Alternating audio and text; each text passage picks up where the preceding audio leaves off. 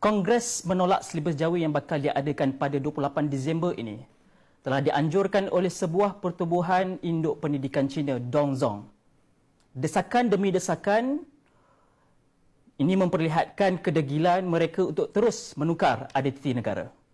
Dan timbul di benak rakyat, mengapa mereka begitu degil untuk menukar dan membantah tulisan Jawi ini yang hanya melibatkan 3 muka surat sahaja? Dan mengapa tidak ada langkah-langkah yang jelas daripada kerajaan untuk menghalang daripada naratif perpecahan ini? Segalanya akan dibincangkan di dalam episod pada malam ini yang membawa pada satu tajuk, ROS patut mengharamkan Dongzhong.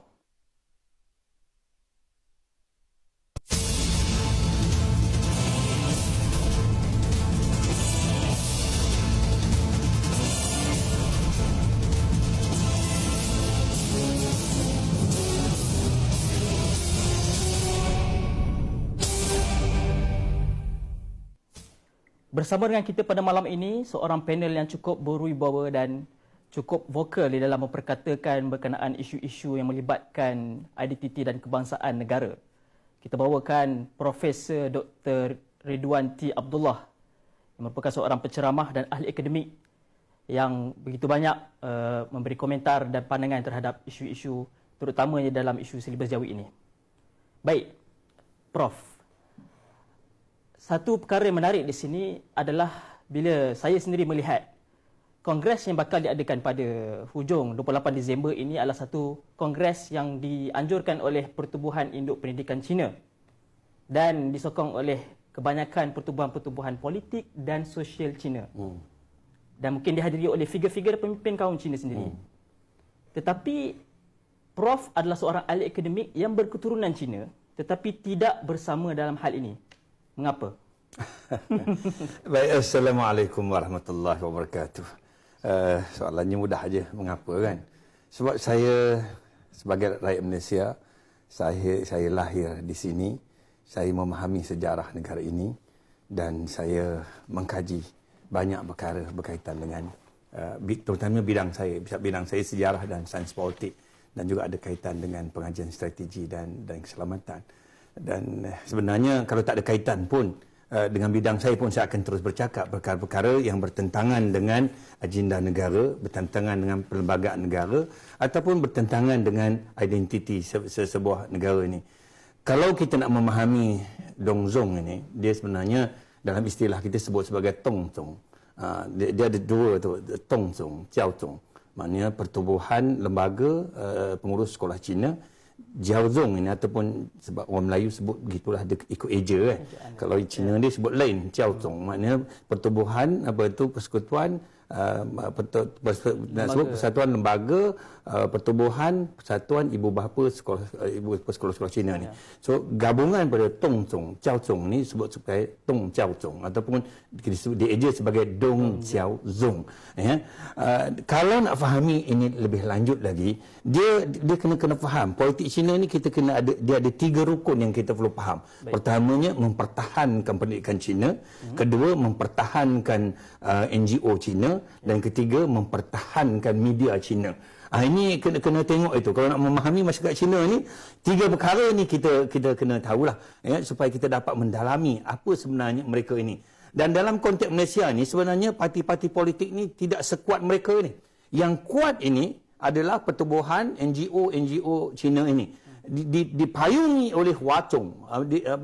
Hua Chong ini adalah persekutuan persatuan Cina yang itu payung dia lah. Yang saya sebut yang sebut Dongzhong, Jiaozhong, Dong Jiaozhong itu anak-anak dia. Dan mereka ini sangat bergerak aktif. Dan perlu diingat, Dong Jiaozhong ini telah saya sebut ikut yang disebut ya. supaya mudah apa tu. Pengasasnya adalah Lim Lian Giok. Ya, pada satu ketika lu ini memang menjadi idola kepada orang Cina sebab dialah orang pertama menubuhkan persatuan ini dan mempertahankan bermati-matian sekiranya ada campur tangan, bukan saja mempertahankan pendidikan Cina ini ya, mempertahankan apa juga campur tangan daripada kerajaan kalau nak mengganggu gugat institusi pendidikan Cina, termasuklah isu Jawi yang diperkatakan ini. Soalan saya tadi. Ya. seperti yang Prof jawab, Prof hidup dan lahir di Malaysia dan kerana itu Prof tidak bersama dalam isu ini. Tetapi mereka pun adalah seorang warga negara Malaysia. Mereka hidup dan lahir di sini. Tapi kenapa hasil dan pendirian Prof dan Dong Zong ini berbeza? Walaupun mereka dan Prof hidup dia sama je, saya dengan mereka sama Cina je. Saya jenis Cina yang menghayati, maknanya saya memahami asal usul sejarah negara ini. Saya mengkaji daripada dulu lagi, dan saya lahir pula di kampung orang Melayu, dan daripada kecil lagi saya cuba memahami orang Melayu sampai ke hari ini. Beza dengan puak-puak ni, dia hidup dalam kepompong mereka dan mereka tidak mahu belajar sejarah asal usul. Kita tak mahu bila kita belajar sejarah negara kita ambil sekerat-sekerat. Ini kita tak mahu. Kita ambil sejarah asal usul. Ini silapnya pertubuhan resis ini. Apabila dalam silibus mereka, contohnya lah Sekolah Persendirian Cina yang mengeluarkan sijil UEC kan. Sejarah mereka berbeza dengan sejarah buku teks kita. Jauh berbeza. Mereka tidak memperkatakan sejarah negara ini asal usul daripada sistem kenegaraan Melayu, tanah Melayu dan sebagainya. Mereka terus lompat kepada perjuangan kemerdekaan dan sebagainya. Dan mereka lebih suka mengkaji sejarah Cina daripada sejarah tanah Melayu. Jadi kalau inilah rakyat Malaysia yang kita harapkan untuk mempertahankan sistem pendidikan kita, untuk mempertahankan negara kita, ini saya kira kita akan semakin jauh dengan mereka. Dan kalau tidak ada sebarang tindakan dibuat, daripada semasa ke semasa kita akan melahirkan pemikiran-pemikiran yang sebegini ni.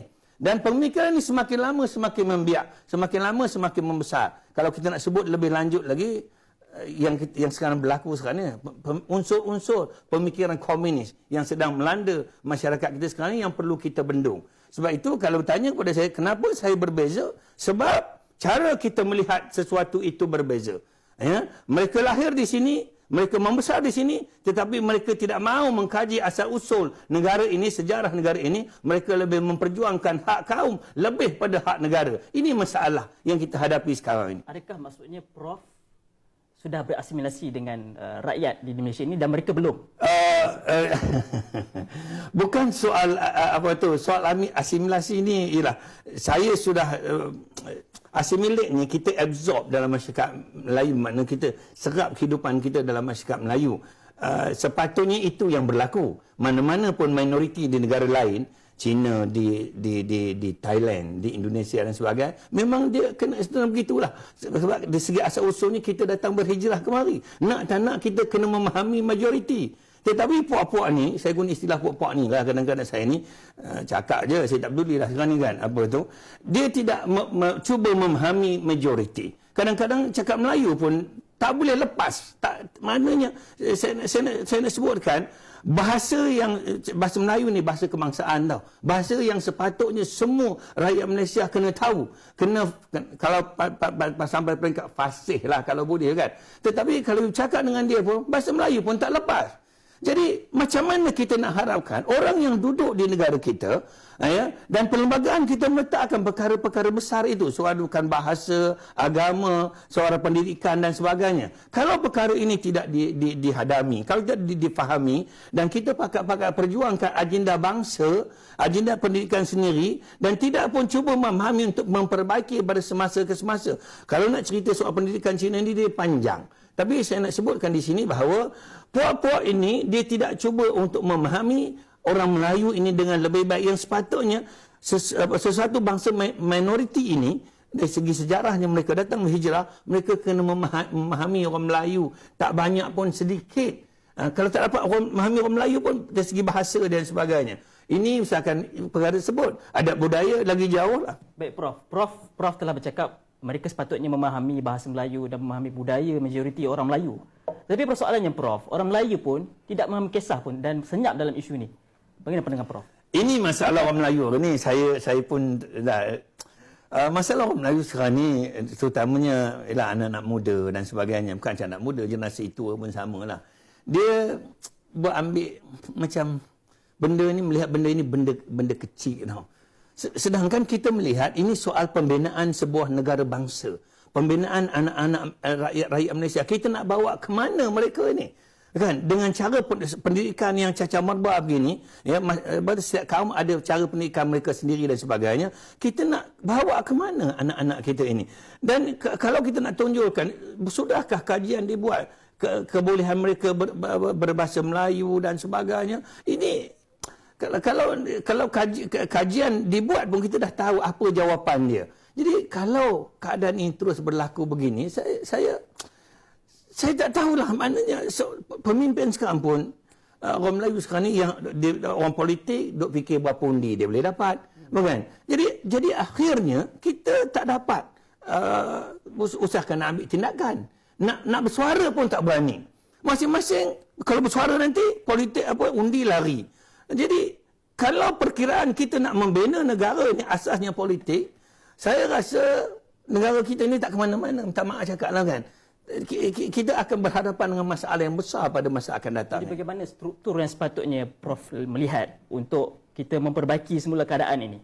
Adakah ianya sepatutnya pemimpin-pemimpin Melayu sepatutnya vokal dan mengambil satu langkah-langkah yang cukup drastik? Dia sebagai seorang pemimpin ni, kita kena bertegaslah dalam melaksanakan sesuatu agenda negara. Apa tindakan tegas tu, Prof? Saya ambil contohlah, satu contoh ya, soal pendidikan. Sebenarnya yang menentukan pendidikan Cina ini bukan, minta maaf cakap, bukan kerajaan. Tetapi inilah NGO yang kita sebut ini. Walaupun sekolah itu berada dalam aliran kerajaan, dibantu oleh kerajaan sepenuhnya. Ya, saya nak sebutkan, dulu sekolah bantuan modal, hari ini telah diserapkan sebagai sebuah sekolah kerajaan sepenuhnya. Walaupun namanya sekolah jenis kebangsaan, Cina ataupun Tamil. Maknanya sekolah itu telah diserapkan sepenuhnya dengan bantuan penuh kerajaan ini. Jadi dalam soal ini, pendidikan di dunia ini ada satu je. Tapi kita ini berasaskan kaum. Dan saya nak bagi tahu, pendidikan kita, kalau kita yang kerajaan yang menentukan, maknanya NGO ni kena ikutlah. Tetapi hari ini tidak sebegitu. Kalau kita tengok sistem pendidikan Cina, saya bagi satu contoh lah kan. Contoh pengajaran bahasa Melayu di sekolah Cina. Siapa tentukan? NGO ini. Mereka yang tentukan berapa jam seminggu. Mereka yang tentukan. Kemudian soal contoh lain. Mereka bagi syarat soal pengajaran sains dan matematik dulu. Ini PPSMI kan. Walaupun perintah itu datang pada arahan itu datang pada kementerian, mereka tidak laksanakan sepenuhnya. Yang laksanakan sekolah kebangsaan. Nampak tak? Sama juga mata pelajaran sejarah yang diperkenalkan di sekolah di sekolah rendah dulu. Dari segi asalnya semua perlu diajar dalam bahasa Melayu. Tetapi mereka tolak. Mereka ajar dalam bahasa Cina. Jadi keadaan sini saya lihat ada satu keadaan yang begitu klimaks untuk kerajaan membuat satu langkah yang lebih besar daripada sekadar berubah. Tak boleh. Kalau tanya saya, tak boleh. Bila kita dalam membuat sebarang keputusan ini, kita berdasarkan kepada politik tawar-menawar. Bila diugut sikit, kita takut undi lari, kita takut hilang kuasa, kita takut hilang undi, akhirnya kita lemah lepas tali. Baik. Ini politik yang berlaku hari ini. Baik, Prof. Untuk menyentuh lebih lanjut berkenaan dengan kuasa tawar-menawar di dalam politik dan polisi kerajaan, kita akan kembali selepas ini.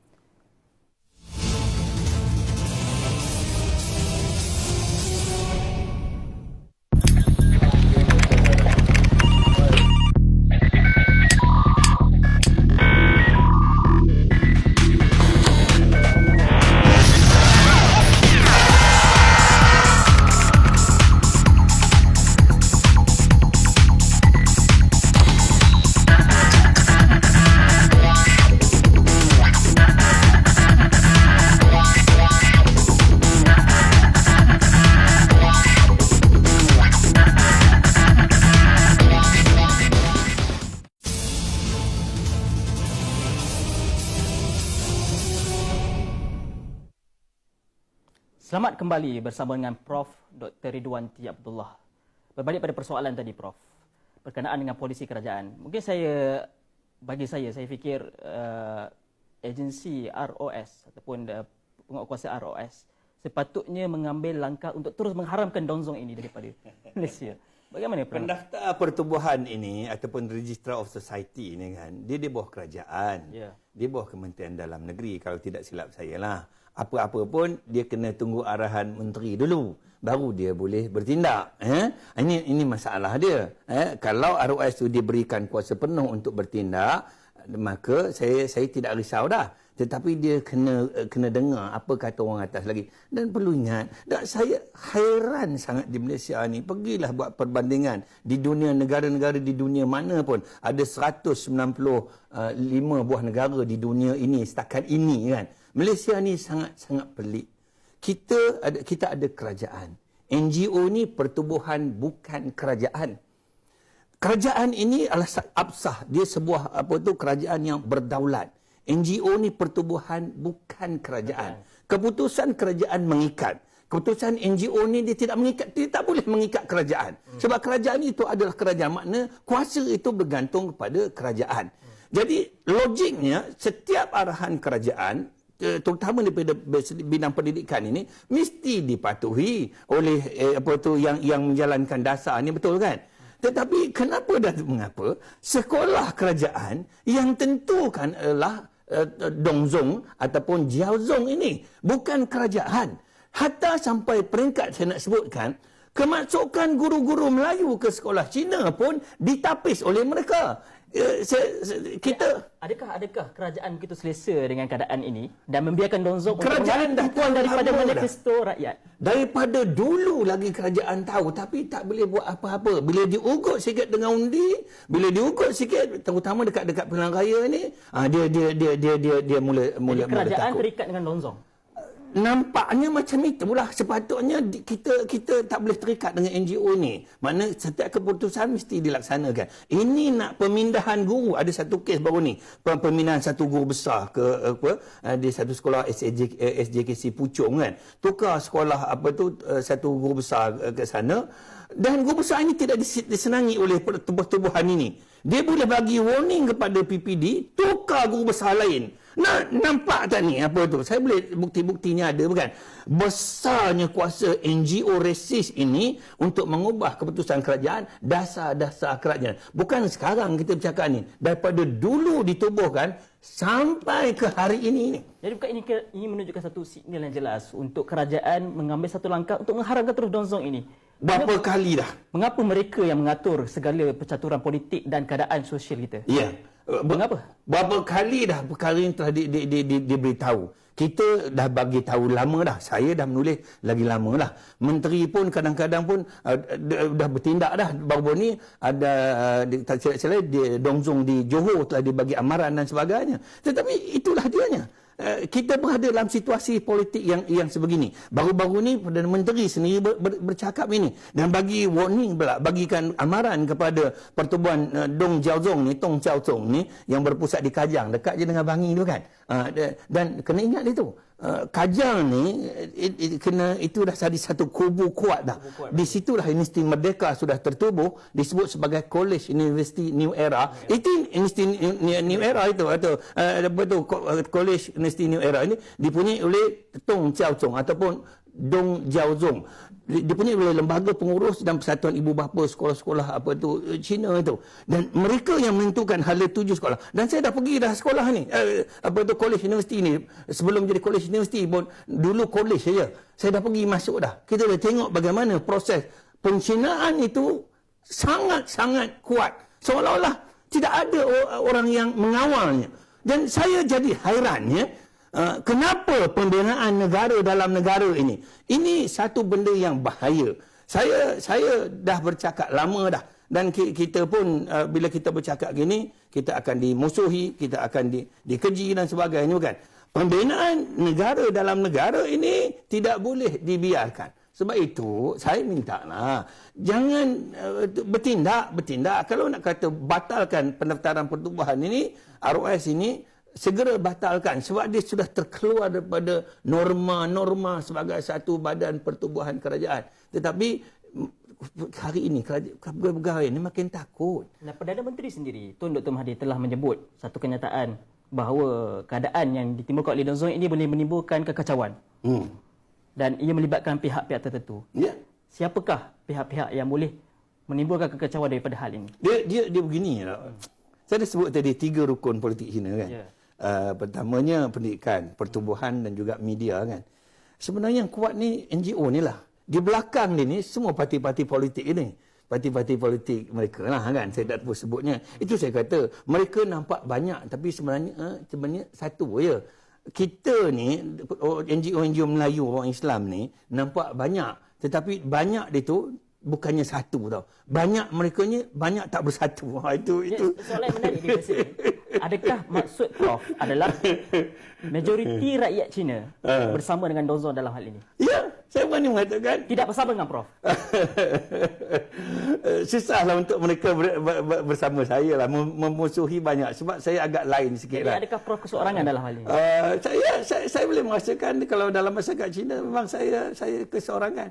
Dalam saya nak sebutkan dalam keadaan masyarakat Melayu pun kadang-kadang kita rasa kita keseorangan. Seolah-olah kita saja yang bercakap. Yang lain-lain ni kenapa? Saya tak kata yang lain tu diam. Tetapi, yalah, kalau kita tengok sekarang ni macam kita macam berjalan berseorangan tau. Kan? Betul lah ada orang menyokong di belakang. Tetapi saya pelik dengan pertubuhan kita ini. Kenapa tidak berani tampil ke hadapan? Menyuarakan pendapat ini. Pemimpin-pemimpin negara menyuarakan pendapat ini. Perhimpunan 28 hari bulan ini. Contoh, Perdana Menteri telah bersuara dah. Jangan berhimpun. Kerana dia akan, NGO Melayu akan bertindak balas. Sebab orang Melayu akan rasa tercabar. Ya.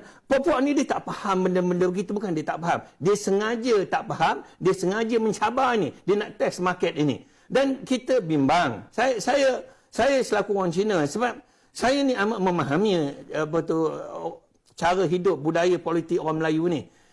Jangan dicabar mereka keterlaluan. Jangan pijak kepada mereka sampai orang kata. Jadi dalam sejarah yang pernah berlaku dalam Dong Zong ini, bila mana presiden pertamanya pernah dilucutkan kewarganegaraan kerana membantah dalam isu laporan Rahman Talib. Adakah hukuman tersebut wajar untuk dilakukan pada hari ini? Kalau tanya saya, mereka ini bukan saja menentang dia penyata razak dia pun tentang, penyata Rahman Talib pun dia tentang, ordinan pendidikan dia tentang, hatta sekarang ni Akta Pendidikan 1996 yang telah akta ini diwujudkan selepas Akta Pendidikan 1961. Ini saya pergi sikitlah apa yang saya tulis dulu kan. Akta Pendidikan 1961 memberi kuasa besar kepada Menteri Pendidikan untuk menghapuskan sekolah jenis kebangsaan ini. Kemudian zaman Najib Razak dulu, akta ini dimansuhkan, kuasa yang berikan kuasa menteri besar itu. Sekarang ni tak ada dah, tak ada kuasa dah. Oleh Najib Razak. Ya. Jadi adakah Najib Razak menjadi punca? Saya kata dia kena tanggung dosa tu. Saya apa kan? Kerana nak please orang Cina, orang Cina, saya minta maaf lah. Sebab saya mengkaji benda ni kan. Dan diganti dengan Akta Pendidikan 1996. Mana menteri tak ada kuasa dah nak hapuskan sekolah jenis kebangsaan ini. Yang ada kuasa hanya tinggal untuk melaksanakan kedudukan bahasa Melayu di sekolah jenis kebangsaan. Itu pun ditentang sehebat-hebatnya. Sebab mereka tak mau penambahan bahasa Melayu itu dibuat penambahan masa sekolah. Bahasa Melayu itu dibuat lebih di sekolah Cina. Takut bila tambah bahasa Melayu ini, subjek-subjek Cina ni akan terjejas. Maknanya bila terjejas subjek-subjek bahasa Cina ni, penguasaan pelajar-pelajar Cina dalam bahasa Cina juga akan terjejas. Maksud saya, mereka nak membina atau melahirkan orang-orang Cina secina-cinanya. Maknanya tidak boleh ada unsur-unsur yang boleh mengurangkan kecinaan itu. Ini yang dia bertentangan dengan jiwa. Dengan saya tak boleh duduk macam ini. Maknanya you nak jadikan secina-cinanya dalam sebuah negara berasal usulkan sistem kenegaraan Melayu dari segi sejarahnya, you nak buat begitu, saya tidak boleh duduk. Maknanya dengan kelonggaran yang telah diberi sekarang ni, kalau pada saya dah, mereka ni kena buat sujud syukur kalaulah mereka orang Islam kan. Sepatutnya dengan kelonggaran yang diberi pada hari ini, mereka kena sujud syukur dah. Tak ada negara yang memberikan kelonggaran sebegini kepada penduduk minoriti ini. Jadi adakah sekiranya keadaan ini berterusan dan menjadi satu perkara yang klimaks, kelonggaran ini patut ditarik semula? Saya fikir dalam keadaan begini lah. Itu saya kata sebagai pemimpin ni kita kena tegas, kita kena firm. Undang-undang ada, laksanakan, kuasakan. Kalau tidak, kita akan menghadapi masalah demi masalah. Dan kalau tanya kepada saya, itu soalan saya tak jawab lagi sebab saya bagi senario ni bukan. Kalau saya ada kuasa, kalau tanya pada saya, memang kita kena bertegah dah. Tak boleh betul ansur kepada NGO yang ada unsur jiwa komunis ini. Itu kasar. Adakah maksud ketegasan sekiranya Prof menjadi seorang penguasa adalah dengan melucutkan kewarganegaraan?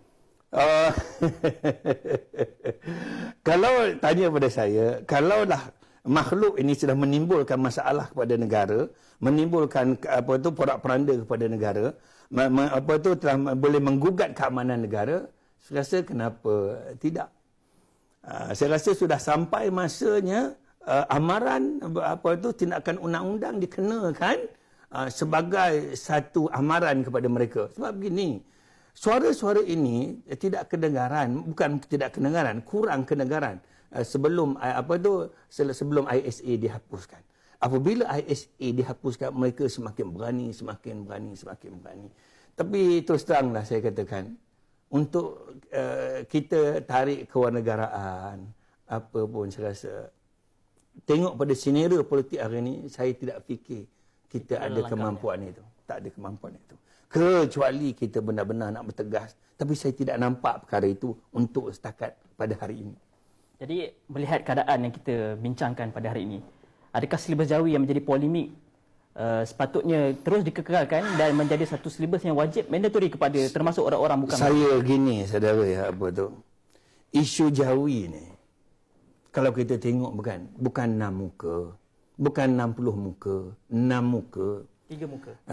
Daripada awal asalnya 6 kan. Ya. Lepas itu dilawan jadi 3 muka. Ya. Nak belajar Jawi sikit aja. Kalau tanya kepada saya lah, kalau nak memahami jiwa halus orang Melayu, contoh aja lah.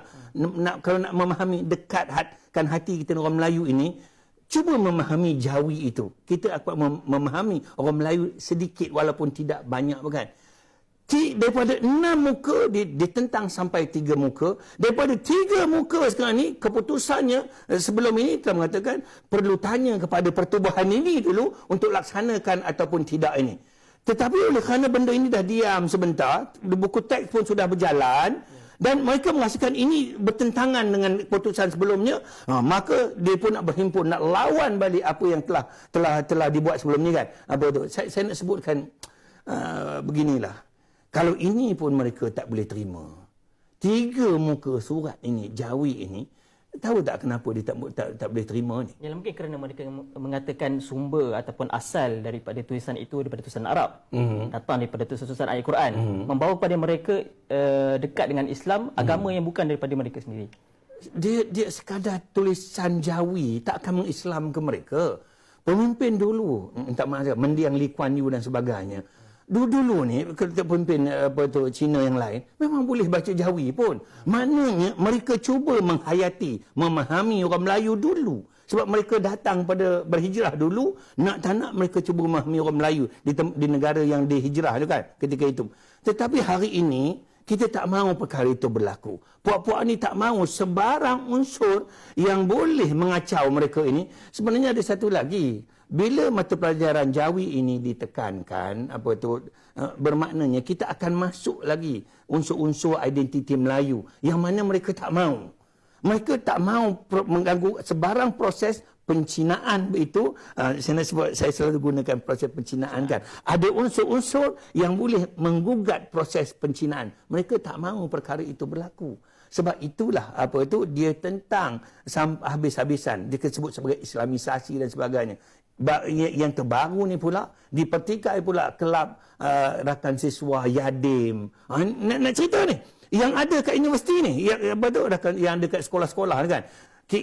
Dia ni kelab-kelab Yadim ataupun saya sendiri ada kelab-kelab Perkim kat universiti kan. Kita bukan nak berdakwah sangat pun pada orang bukan Melayu. Kalau nak berdakwah pun tak salah. Sebab agama Islam ni dia termaktub dalam perlembagaan. Kalau tanya saya, untuk pembinaan yang lebih baik untuk negara kita, sepatutnya orang bukan Melayu ni kena belajar sikit tentang Islam ini. Asas-asas Islam ni. So mereka tak celupa ataupun bahasa ni kurang hajar kan. Supaya bila bercakap sesuatu itu tidak mengguris hati-hati orang lain bukan. Tetapi saya nak sebutkan, nak suruh kalau dah Jawi tak boleh, usahakan nak belajar tentang perkara-perkara berkaitan Islam, jangan haraplah. Baik, di penghujung ini, apakah satu langkah dalam satu perkataan ataupun satu langkah yang simple Prof boleh cadangkan kepada kerajaan terhadap Dong Zong? Saya minum dulu. Bukan satu, ada 3. Pertama, pertubuhan resis ini sekarang bukan baru. Pada mula ditubuhkan sampai sekarang. Apa dasar kerajaan, terutama berkaitan pendidikan, yang dia tidak lawan? Semua dia lawan. Baik. Dan akhirnya kerajaan kena tunduk. Kalau sebuah NGO yang kelulusannya di bawah pendaftar pertubuhan ataupun ROS, kita yang pegang lesennya, kita yang ada kuasa. Kenapa kita biarkan satu pertubuhan yang sebegini yang boleh menimbulkan huru-hara kepada negara kita ini? Jawapan saya mudah dia. Segera bagi amaran, tak mau dengar, haramkan pertubuhan ini. Kedua, pemimpin-pemimpin yang menimbulkan masalah pada yang resis ini, yang fanatik ini, pemimpin-pemimpin yang sebut yang nak berhimpun ini, tarik kewarganegaraannya. Kita kena tegak. Kita tak ada pilihan hari ini. Kita nak membina negara ataupun nak bina bangsa. Kalau kita nak biarkan pembinaan bangsa ini, kita akan menyesal pada satu masa nanti. Yang ketiga, saya nak sebutkan, pertubuhan ini ada kaitan dengan pemikiran komunis. Yang saya nak sebutkan. Komunis sedang bersarang di Kajang ni. Bersama dengan sekolah dan institusi pengajian tinggi dia. Saya pohon pada dulu lagi pada kerajaan.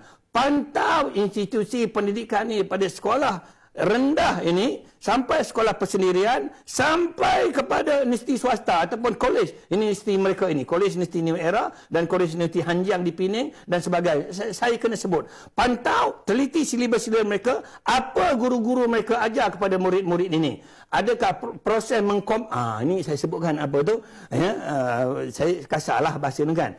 Apakah proses pendidikan itu melahirkan orang-orang yang seperti ini lagi? Dan saya merayulah.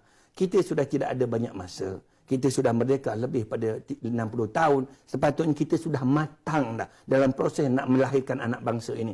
Tetapi kita masih lagi dalam keadaan situasi yang kelang kabut. Dalam keadaan negara lain semua dah settle soal isu-isu yang sebegini ini. Tetapi kita masih lagi tarik tali macam ini. Kalau ini keadaannya, saya bimbang. Baik, terima kasih Prof di atas pandangan-pandangan yang berani.